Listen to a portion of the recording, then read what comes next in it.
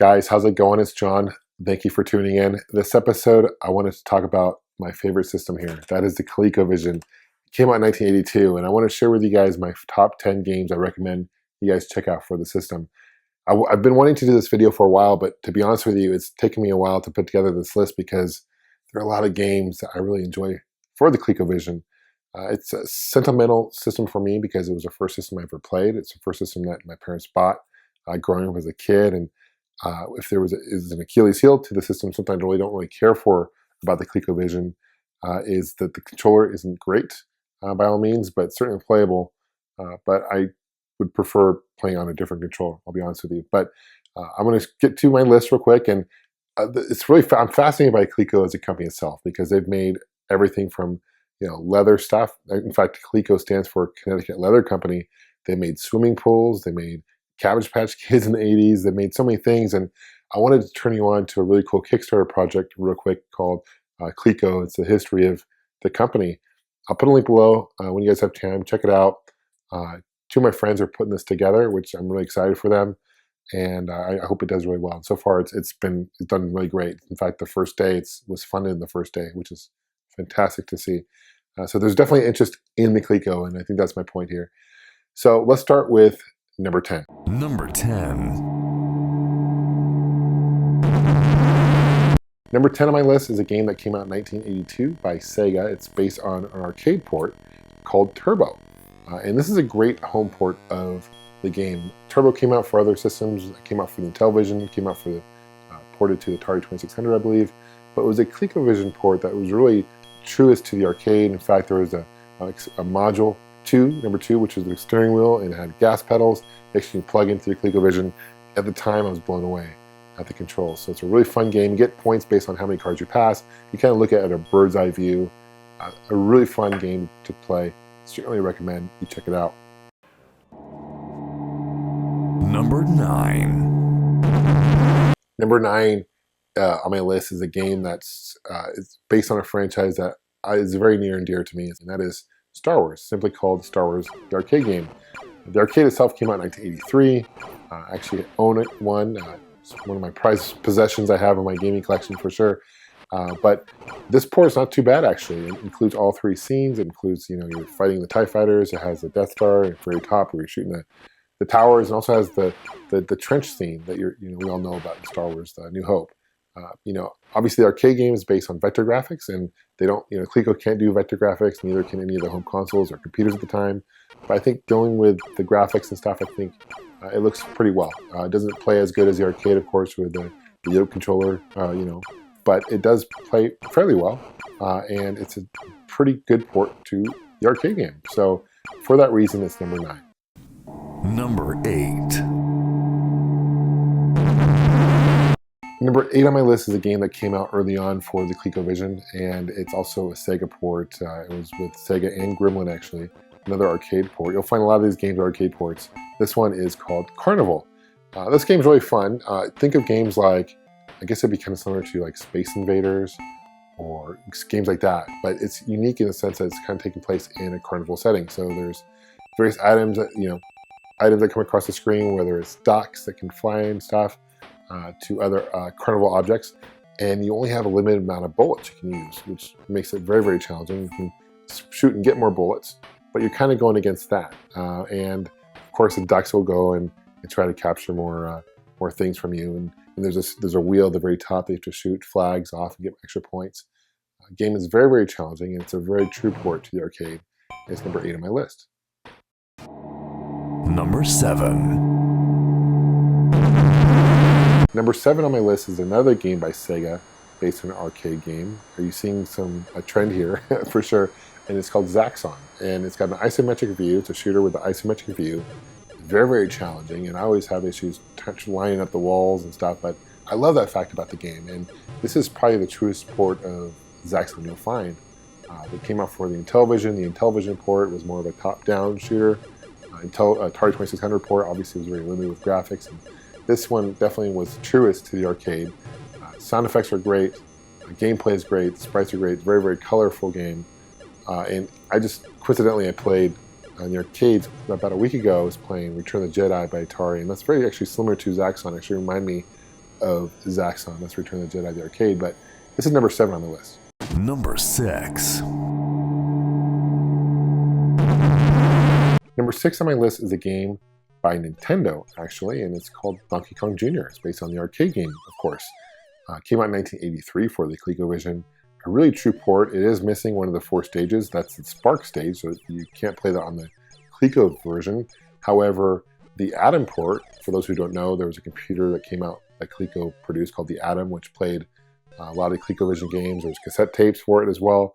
It had a lot more RAM and could do a lot more things than the ColecoVision could do. And on that port of Donkey Kong Jr., they actually had all 4 stages. In fact, there was a prototype stage that was almost like a Pie Factory stage for a prototype, which is pretty sweet.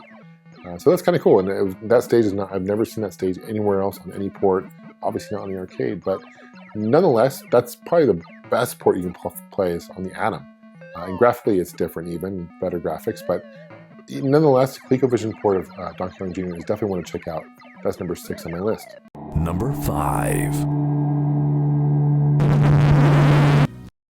Number 5 on my list is a game called Burger Time. Came out in 1984.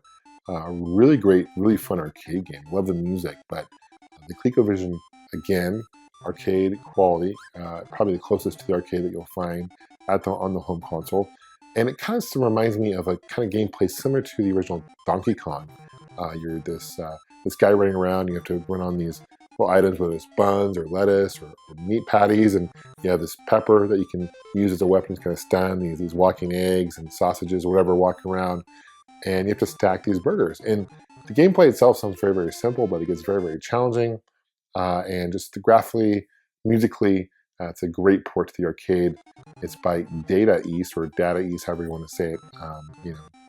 Tomato. And that is number 5 on my list.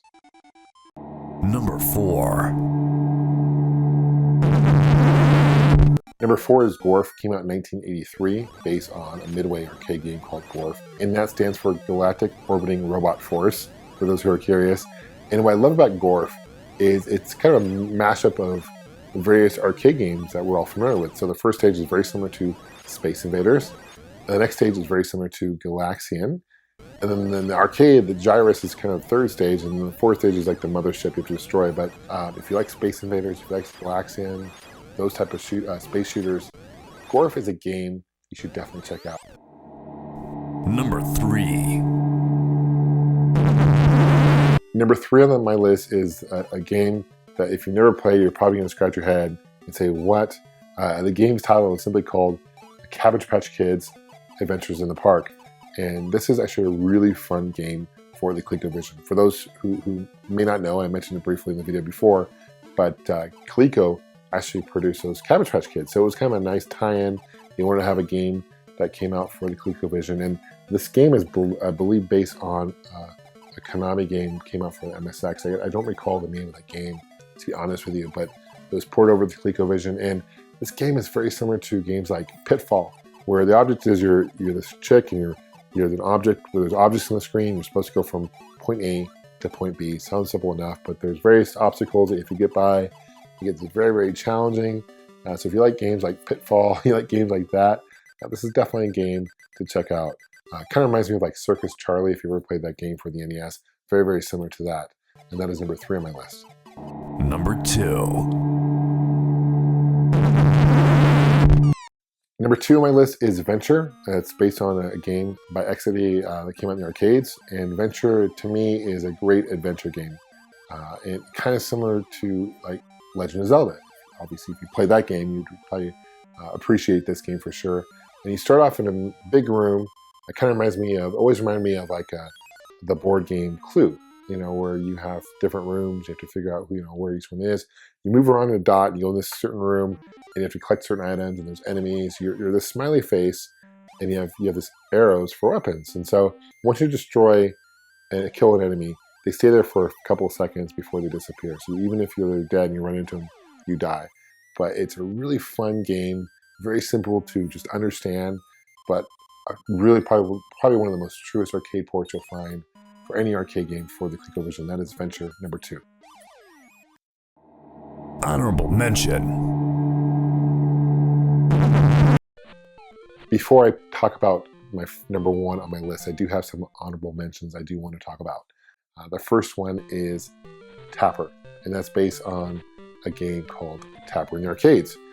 And the original Tapper was actually called Budweiser Tapper, and they quickly changed that, or shortly after changed that, because they quickly found out that kids were playing these games, and they soon changed it to Root Beer Tapper. But if you can actually play the original Budweiser Tapper arcade, is awesome because there's like beer handlebars for joysticks, and there's actually advertising for Budweiser in the game. So that's not in the ColecoVision port, but nonetheless, the ColecoVision port is pretty true to the arcade.